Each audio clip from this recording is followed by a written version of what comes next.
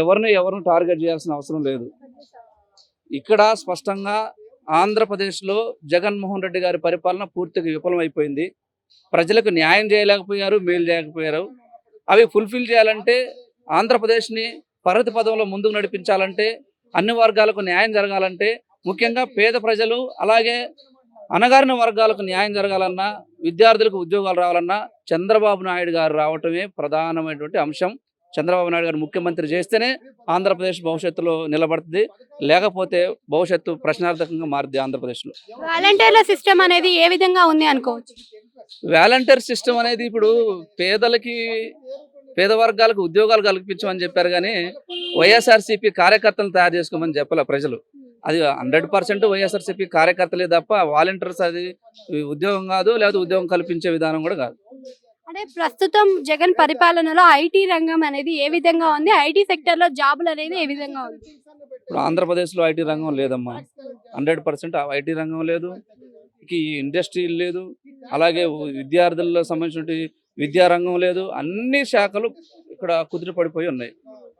అసలు పూర్తిగా ఆయనకు పరిపాలన మీద పూర్తి అవగాహన లేదు. అవి కరెక్ట్ అయిన అంశాలు కాదు. పరిపాలన మీద, ప్రజల మీద, అభివృద్ధి మీద అవగాహన ఉన్నోళ్ళు, ప్రజలకు మేలు చేసేటోళ్ళు, ఆ ఆలోచన ఉన్న వాళ్ళు పరిపాలనలోకి వస్తేనే మాత్రమే అవుతుంది, కానీ లేకపోతే కాదు. ఇప్పుడు వైఎస్ఆర్సీపీ నుంచి చూసుకున్నా కానీ, మరి షర్మిలాని చూసుకున్నా కానీ, షర్మిలానే అన్నకి ఎదురు తిరిగింది.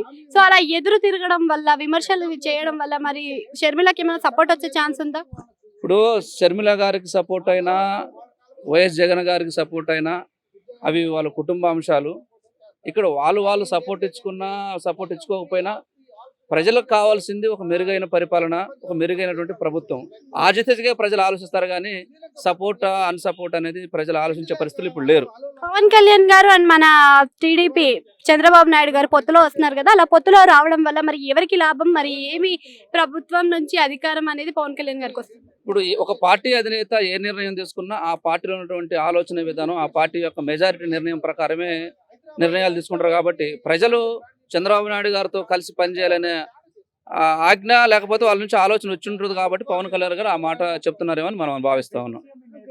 వై నాట్ 175 అని అంటున్నారు. మరి వై నాట్ 175కి 175 వచ్చే అవకాశం ఉందనుకోవచ్చా? 175 రావడం కష్టం, అది జరిగేది కాదు. ప్రతిపక్షంలో మాత్రం కూర్చుంటారు, అది వాస్తవం.